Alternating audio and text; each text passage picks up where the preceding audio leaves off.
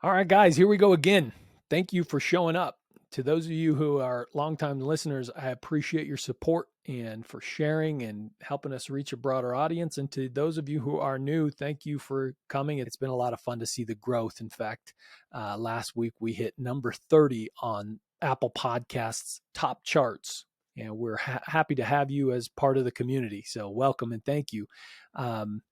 Also, with the new year kicking off, as you probably know by now, I am a big fan of New Year's resolutions. I like to look back on the year and see what I accomplished out of the goals that I set. And I like to set different kinds of goals. I think there's destination goals and lifestyle goals. And the lifestyle goals tend to take you farther, in my opinion, but it's also fun to have a target to shoot for, right? And so as I look back on my goals and I see how many I hit. In fact, I had like 8 different categories. I hit every single one except for, unfortunately, my relationship goals. I did not do as much there as I had planned. So that's going to stay on the dock there, and I'll be working on that again this year.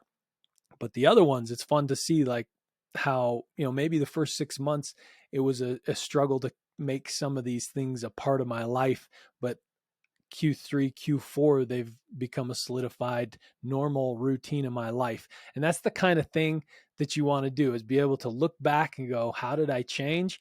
And clearly see I changed in these ways. And so if you are interested in my short little ebook that is called Ingrained 3 Steps to Achieve Any Goal, that is on the website, bronsonwilkes.com. Go over to the store and purchase that book. It costs less than $4. So go grab that. It's a nice little guide to help you set your goals and get on the right track. A lot of information on the wiring of the brain, the reasons people fail at setting goals or completing their goals, why they fall short or give up, and then how to avoid those pitfalls and set goals in the best way possible. So go over to the bronsonwilkes.com and grab that. Now, going back to the podcast, I feel like we had 3 or 4 episodes that were really, really exciting for me. Good books, good topics. And I was hoping to keep that momentum and start 2023 out with a bang. Unfortunately, that is not the case. Today, we're talking about Wild at Heart, written by John Eldredge. He's also the author of Journey of Desire and the co-author of The Sacred Romance. And this book, to me, felt much like a romance novel or a soap opera for men. And I could not do it. I got around halfway through and I gave up. I can't keep going. It's too much for me. Now, I will say that I actually agree with a lot of the ideas he's trying to make. So let me read you some of the intro or the descriptions, and then we'll get into a few of the highlights, and then I'll leave it at that for you guys to decide whether this is for you or not. But like I said, it just felt a little too romance novel-y to me, even though it's intended to be basically pulling at the hearts of men and saying, you may feel sort of down or suppressed or kind of tamed, and when your real desire is to be out in nature and be wild and be free and to sort of live on the edge at times.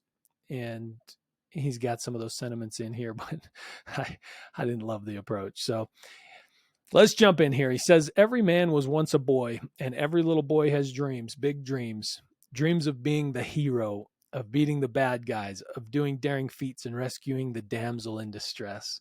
Every little girl has dreams, too, of being rescued by her prince and swept up into a great adventure, knowing that she is the beauty. But what happens to those dreams when we grow up, walk into most churches, have a look around, and ask yourself, what is a Christian man? Without listening to what is said, look at what you find there. Most Christian men are bored.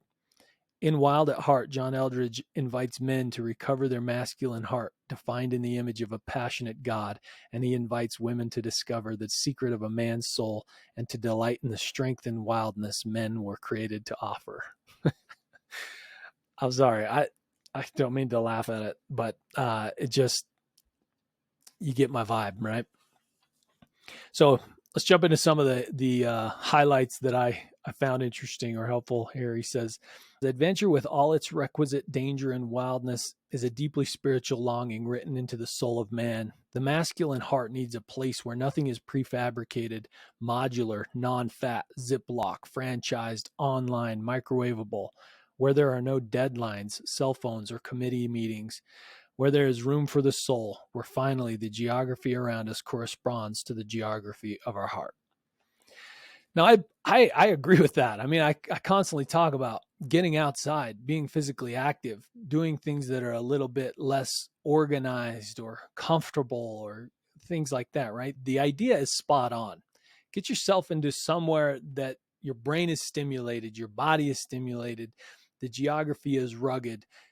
You do things with your hands, you get dirt, you smell the air, you smell the trees, you hear animals and see animals, and right, go out camping and hiking and things like that. I think it frees the soul, and there's freedom there. So what he's getting at is, I think, truly spot on. Westward expansion against the soul. The way a man's life unfolds nowadays tends to drive his heart into remote regions of the soul. Endless hours at a computer screen, selling shoes at the mall, meetings, memos, phone calls. The business world where the majority of American men live and die requires a man to be efficient and punctual. Corporate policies and procedures are designed with one aim: to harness a man to the plow and make him produce. But the soul refuses to be harnessed. It knows nothing of day timers and deadlines and P&L statements. The soul longs for passion, for freedom, for life. As D.H. Lawrence said, "I am not a mechanism." A man needs to feel the rhythms of the earth. He needs to have in hand something real, the tiller of a boat, a set of reins, the roughness of rope, or simply a shovel. Can a man live all his days to keep his fingernails clean and trim? Is that what a boy dreams of? Society at large can't make up its mind about men. Having spent the last 30 years redefining masculinity into something more sensitive, safe, manageable, and, well, feminine, it now berates men for not being men. Boys will be boys, they sigh, as though if a man were to truly grow up, he would forsake wilderness and wanderlust and settle down, be at home forever in Aunt Polly's parlor, where all are real men. Is regular fare for talk shows and new books. You ask them to be women, I want to say. The result is a gender confusion never experienced at such a wide level in the history of the world. How can a man know he is one when his highest aim is minding his manners? Moving on to this section, he says an invitation, and he's basically saying that men kind of have these desires to wrestle and fight and struggle. Some are attracted to military life, things like that. He says, in the heart of every man is a desperate desire for a battle to fight, an adventure to live, and a beauty to rescue. So it feels a little Disney-esque, but I think that's mostly true for a lot of men. Little boys yearn to know they are powerful, they are dangerous, they are someone to be reckoned with. How many parents have tried in vain to prevent little Timmy from playing with guns? Give it up. If you do not supply a boy with weapons, he will make them from whatever materials are at hand. My boys chew their graham crackers into the shapes of handguns at the breakfast table. Every stick or fallen branch is a spear, or better, a bazooka. Despite what many modern educators would say, this is not a psychological disturbance brought on by violent television or chemical imbalance. Aggression is part of the masculine design. We are hardwired for it. I don't disagree. I, my entire life, loved wrestling and fighting my brother and playing with guns and pretending to have guns, and I still play with guns and have a great time with it. And I show my kids guns and take them out shooting, and we all have a great time. I think the desire to wrestle and play rough and kind of dabble with some danger or some those things that are a bit more exciting or on the edge, it's desirable, it's fun, it ignites the soul in certain ways, and so I think he's on to something. Moving on, an adventure to live. Adventure is written into the heart of man, and it's not just about having fun. Adventure requires something of us, puts us to the test. Though we may fear the test, at the same time, we yearn to be tested, to discover that we have what it takes. he goes on to just talk about how little boys sort of challenge their fathers as well, right? Like that's the standard, and do I measure up yet? And I mean, literally today we're out playing in the snow, and my son he just wanted to wrestle me and fight. And he's like, beat me up, dad. And he's like running into me. And he wants to test himself and see like where he measures up with his old man. Right. And I did the same thing. Most kids do the same thing. We love that rough play to see just how we measure up. And, potentially it's buried in the fact that for as long as man has existed, there's been wars, and you had to fight for what's yours, both from animals and natural disasters and other people, right? And so understanding just how strong you are, how you measure up, what you might be able to do, where your weaknesses are, uh, that's valuable information in a difficult world. I think in modern day society, we've kind of gotten away from that, and we think that maybe war is not going to come to us anymore, or that it's fought with drones and guns and not so much with physical strength. So, kind of confusing in today's world to think of that, especially during peacetime. But I think for most of the people that have ever lived on Earth, that was more of a reality.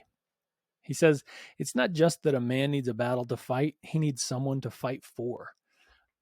When I had kids, that became like the biggest purpose I ever had in life, right? Is to make sure that they had a good life, that I was treating them well, raising them well, teaching them well. And it sort of changed the projection of my life.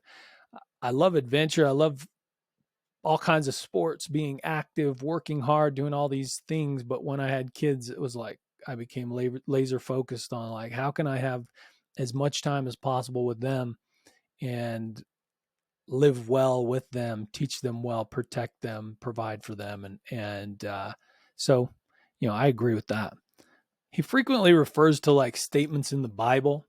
He talks about the Adam and Eve story, or different stories from the Bible, and sort of puts a spin on them. He compares Jesus to like William Wallace in Braveheart, or uh, uses the Adam and Eve story to show how Adam was willing to basically sacrifice all for the woman and stuff. So it's this romance novel combined with the Bible, but a new spin on it. And he's basically saying men want to be wild, free, and daring, but they want to have a beauty to chase. And he goes through a lot of things. So I'll give you a few of the topics. Chapter 3 is titled "The Question That Haunts Every Man." And he has a quote from Albert Schweitzer that says, "The tragedy of life is what dies inside a man while he lives." Another quote, "He begins to die that quits his desires," George Herbert. The section in chapter 3, "The Lion of Judah." A man is fierce, passionate, wild at heart. You wouldn't know it from what normally walks around in a pair of trousers. If a man is in the image of the Lion of Judah, how come there are so many lonely women, so many fatherless children, so few women around? Why is it that the world seems filled with caricatures of masculinity?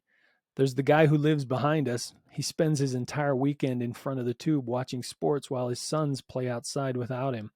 We've lived there 9 years, and I think I've seen him play with his boys maybe twice. What's with that? Why won't he engage? And the guy the next street over, who races motorcycles and drives a huge truck and wears a leather jacket and sort of swaggers when he walks? I thought James Dean died years ago. What's with him? It looks manly, but it seems cartoonish, overdone. How come when men look in their hearts, they don't discover something valiant and dangerous, but instead find anger, lust, and fear? Most of the time, I feel more fearful than I do fierce. Why is that? It was 150 years ago that Thoreau wrote, "The mass of men lead lives of quiet desperation, and it seems nothing has changed.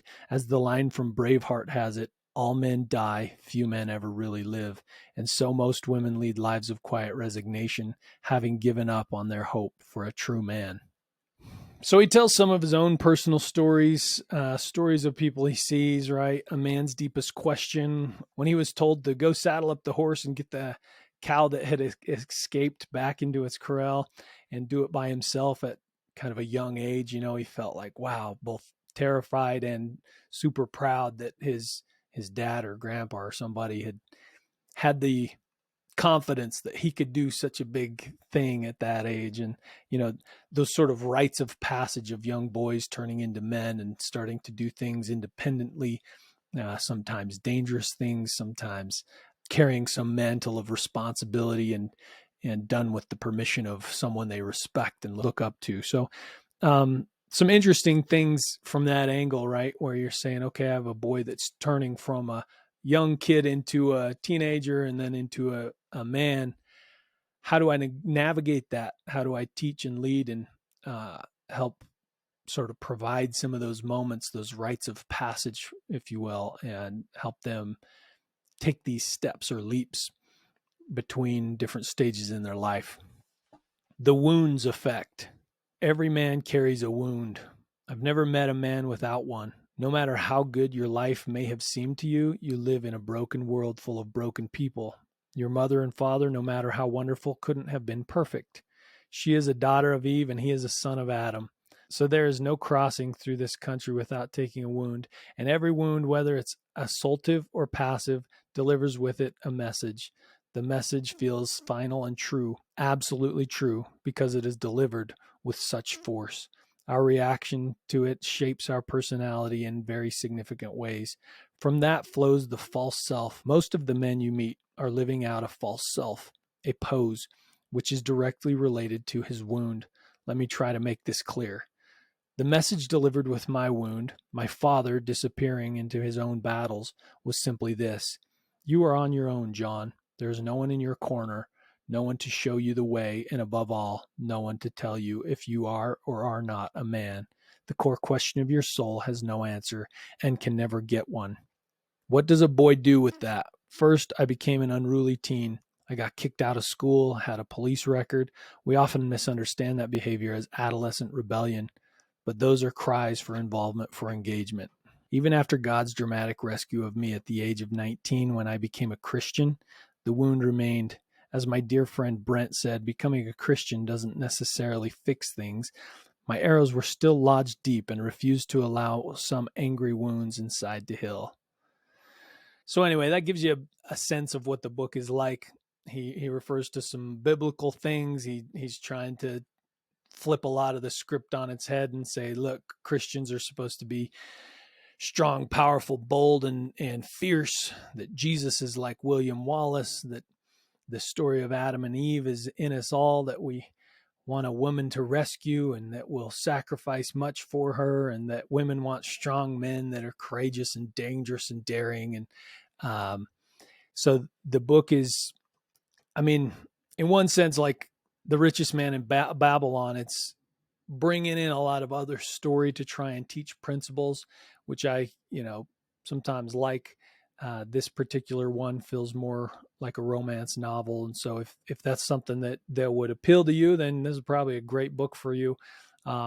Personally, I like the brain science books and things like that. So moving on to the next one for me, but that gives you a taste of what's in Wild at Heart. Of course, the concepts are interesting right now because, there's this massive war on gender right now, right? It's like, what are the real boundaries of gender, and what's a man and what's a woman, and what should a man be in today's modern society and things. So, maybe this spurs some interest for you, but this is Wild at Heart, Discovering the Secret of a Man's Soul, written by John Eldredge. So I'll put the link below if you want to purchase this book.